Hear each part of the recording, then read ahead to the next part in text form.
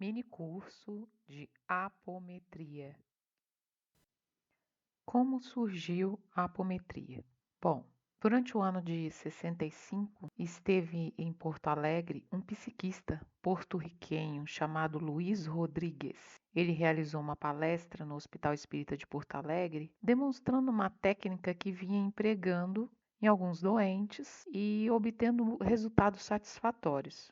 Essa técnica ele denominava hipnometria, e essa técnica foi até defendida no Congresso Espírita de 66, na cidade de Buenos Aires. Essa técnica consistia na aplicação de pulsos magnéticos concentrados e progressivos no corpo astral do paciente, ao mesmo tempo que, por sugestão, comandava o seu afastamento. O senhor Rodrigues era um investigador.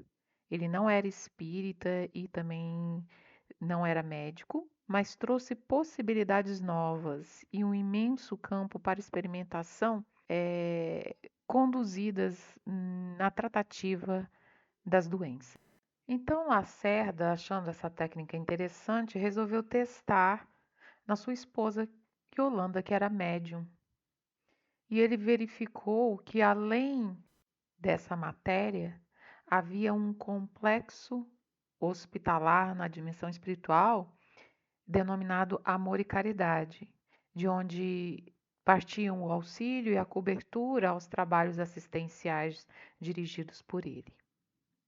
O termo apometria, ele vem do grego apo, que significa além de, fora de, e metron, relativo à medida. Então, representando além da medida o desdobramento dos corpos, a separação dos componentes, possibilitando o contato com o mundo espiritual. No meu ponto de vista, a apometria, ela é um misto entre hipnose e magia. Os comandos para o desdobramento dos corpos atuam como sugestões hipnóticas e magnéticas, facilitando assim a alteração do estado de consciência.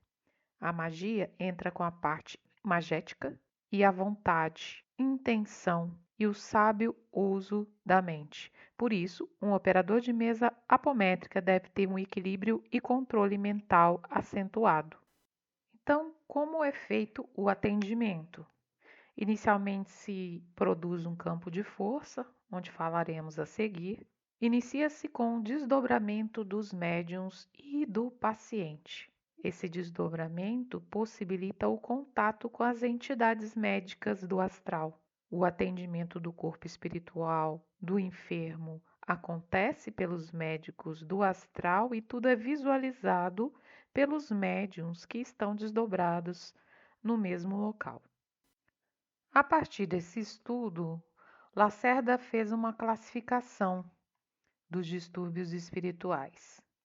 Então, ele obteve indução espiritual, obsessão espiritual, pseudo-obsessão, simbiose, parasitismo, vampirismo, estigmas kármicos não obsessivos, físicos e psíquicos, síndrome dos aparelhos parasitas no corpo astral, síndrome da mediunidade reprimida, arquepadias, que é a magia originada em passado remoto, goécia, magia negra, síndrome da ressonância vibratória com o passado e correntes mentais parasitas auto-induzidas.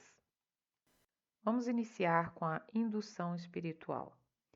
A indução espiritual acontece de desencarnado para encarnado.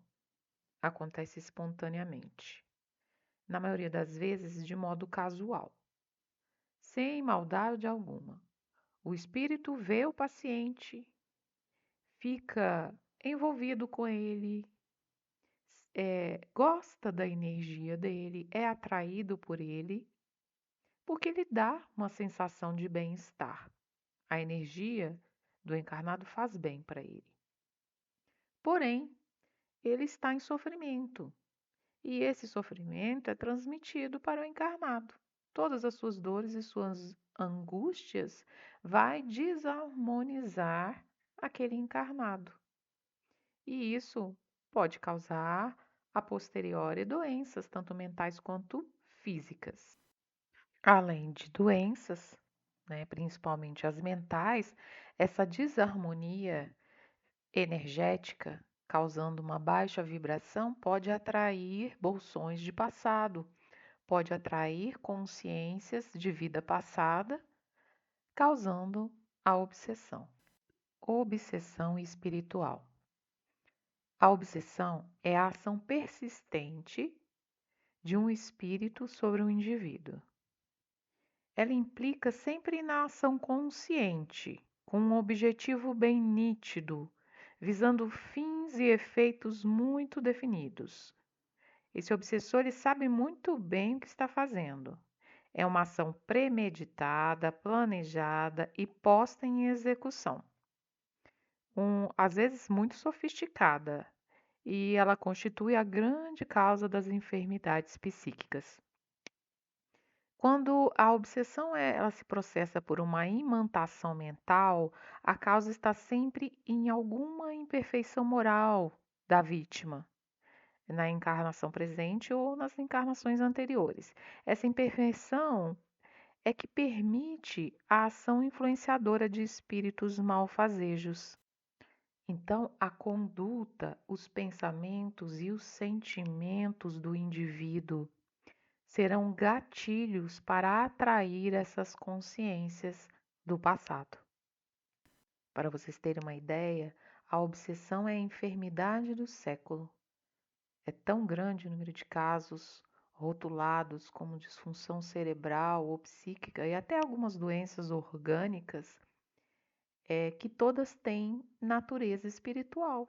A maioria das ações perniciosas de espíritos sobre encarnados implica todo um extenso processo a se desenrolar no tempo e no espaço, em que a atuação odiosa e pertinaz nada mais é do que um contínuo fluxo de cobrança de muitas dívidas, perpetuando assim o sofrimento de ambos os envolvidos. Perseguidores de ontem são vítimas hoje, em ajustes de contas intermináveis. Bom, vamos encerrar a primeira parte por aqui. Vamos fazer vídeos pequenos para que não fique maçante, a compreensão possa ser melhor, possa ser mais produtivo. Anotem as dúvidas e tragam